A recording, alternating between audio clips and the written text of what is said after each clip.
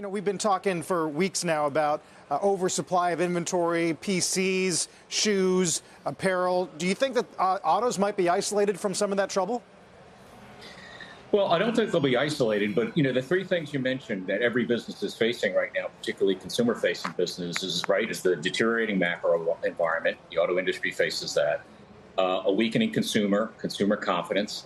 You could say the auto industry is exposed to that as well. And then the third piece is rising inventories. And absolutely, the auto industry is not facing that. So when you look at the dynamics going into a downturn, you have a situation in the auto industry which I think is unique versus past downturns, in that you have, first off, a lot of pent-up demand, because the last 2 years, the industry volume has dropped around 20% because of the supply chain issues. And that's about the average that you usually see the drop in the industry during an economic downturn. So you could argue we've already had it. But even if you see continued demand destruction because of higher interest rates, the big factor here is the automotive companies need to restock the inventories at their dealers. So relatively speaking, I think the impact in a downturn will be more muted or less severe than we've typically seen in the auto industry in an economic downturn. Oh, that's interesting. You know, we finally got year-on-year deflation on Manheim used cars, and some are saying, oh, well, that's going to hurt trade-in value, and it's going to impact demand on, or at least pricing on the retail side. Do you think that's true? Well, you are starting to see, the last 4 or 5 months, you've seen used car inventory or pricing starting to go down. So you're absolutely starting to see, demand being impacted by rising interest rates, which is affecting affordability both in the new car and the used car business.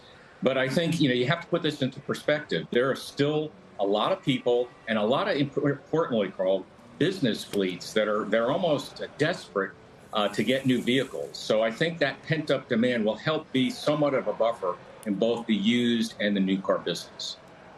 Given the fact that you have insights on both of these fronts, the semiconductor situation, we are seeing the inventory builds in terms of PCs and other areas, other end markets. Are we starting to see that correction, that stabilization, if you will, where autos are concerned? Well, you have to put it into perspective. There's different size microchips, different what they call nodes that go into consumer products like, cell phones and computers versus vehicles. Cars tend to have, for the most part, some of the older nodes or the larger size nodes or microchips.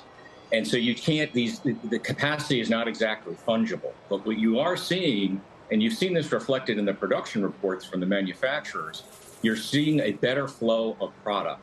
And a lot of that has to do with we're seeing improved semiconductor supply from the industry to the auto industry, which is helping. But it's still tight. Every week you see manufacturers around the globe cutting production to a certain degree because of that shortage. But a lot of it has to do with, you can't take one capacity that goes into, let's say, cell phones and immediately switch it to capacity to supply the auto industry. So that'll take a little time to work itself out. Mark, it's David. We mentioned you're a Qualcomm board member, and I'm sure you have some insight into this increasing competition from the likes of Qualcomm, which is introducing, its Snapdragon automotive cockpit platform, sort of the connectivity, digital connectivity in a very significant way for cars, competing against the likes of Android or Apple. How is this going to continue to manifest itself in the marketplace? Well, it all comes down to, as you look at the automakers, as you look at their product plans, in terms of introducing more and more technology, whether it's driver assistance technology, autonomy, connectivity, et cetera. Qualcomm's extremely well positioned there, and the team there has done, I think, an excellent job over the last couple of years of building up a very significant pipeline because they can offer a total solution to the automakers. And I think they have a lot of street cred, given what they've been able to do over the years in the handset business. Mark, we should talk more fleet sales next time and talk about Hertz and EVs and all that. We're out of time this morning, though. Great to see you. Shepard Smith here. Thanks for watching CNBC on YouTube.